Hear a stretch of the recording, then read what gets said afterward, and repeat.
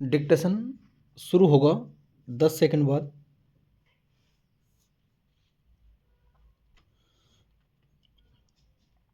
अस्पताल सार्वजनिक स्वास्थ्य सेवाओं का महत्वपूर्ण केंद्र होते हैं। इसी आधार पर निजी अस्पतालों के निर्माण के लिए सरकार की ओर से रियायती दर पर जमीन उपलब्ध कराई जाती है। इसमें कुछ नियम शर्तें भी लागू होती हैं, जिनमें आर्थिक रूप से कमज़ोर तबके के लोगों के लिए तयशुदा सीमा में मुफ्त इलाज की सुविधा भी शामिल है। मगर इन नियमों का पूरी तरह पालन हो रहा है या नहीं, इसकी चिंता शायद ही सरकार या अस्पताल प्रबंधन को होती है।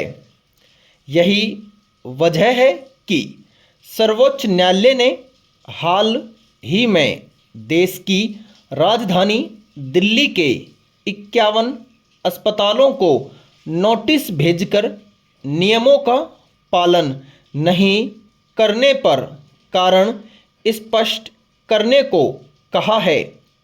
साथ ही पूछा है कि क्यों न उनके खिलाफ अवमानना की कार्रवाई शुरू की जाए। ऐसे में सवाल है कि जो जिम्मेदारी सरकार की है, वह कार्य शीर्ष अदालत को क्यों करना पड़ रहा है।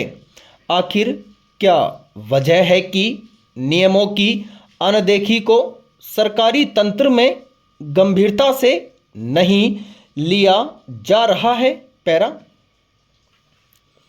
केंद्र सरकार ने वर्ष 2012 में एक नीति लागू की थी, जिसके तहत दिल्ली में गरीब लोगों के लिए निजी अस्पतालों में मुफ्त इलाज की सुविधा का प्रावधान था।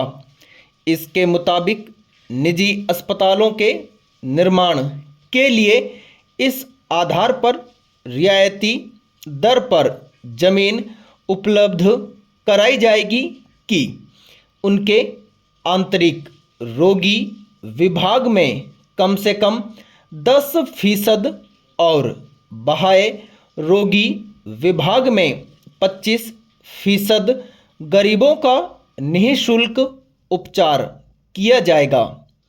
वर्ष 2018 में सर्वोच्च न्यायालय ने रियायत पर जमीन लिए दिल्ली के सभी निजी अस्पतालों को सरकार के इन नियमों का सख्ती से पालन करने का निर्देश दिया था।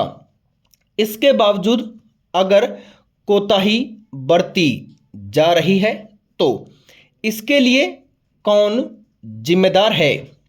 निजी अस्पतालों में नियमों के अनुसार गरीबों को स्वास्थ्य सुविधाएं मिलें, यह सुनिश्चित करने की प्राथमिक जिम्मेदारी सरकार की है और अदालती निर्देश के बाद भी सरकारी तंत्र तथा निजी अस्पताल इस मसले को गंभीरता से नहीं लेते हैं तो इसे किस रूप में देखा जाएगा।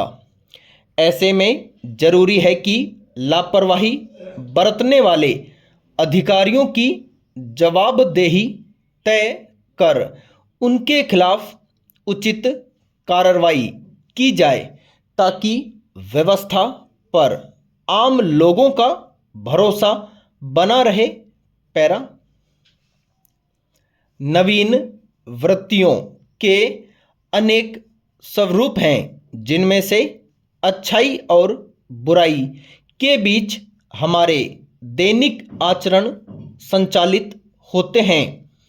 मानव जीवन में सबसे बड़ी जंग बाहरी दुनिया की कठिनाइयों से नहीं, बल्कि हमारे अंतर्मन में उठने वाले तूफानों से होती है।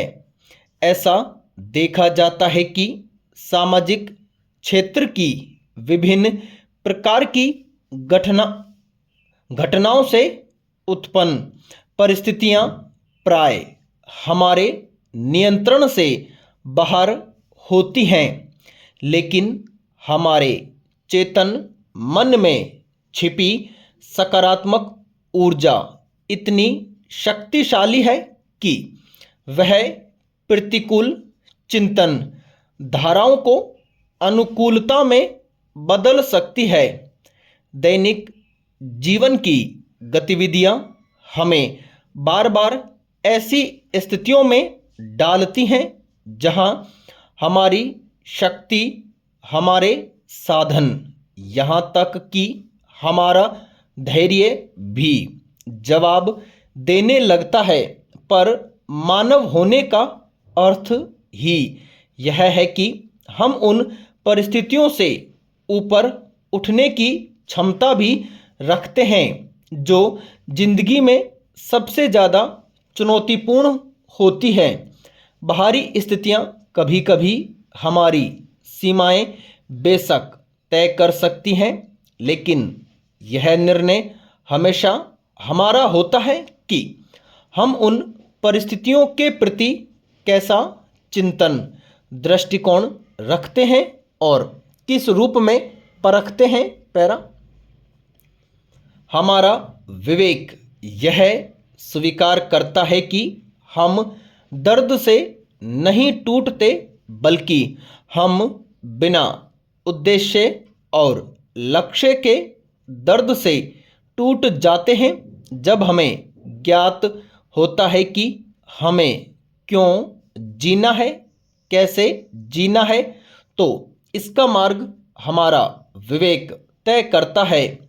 भौतिक संसार की प्रतिकूल धाराओं पर विजय का ध्वज फहराने वाले हम प्राणी कभी कभी खुद के भीतर के संघर्षों से थक हार भी जाते हैं।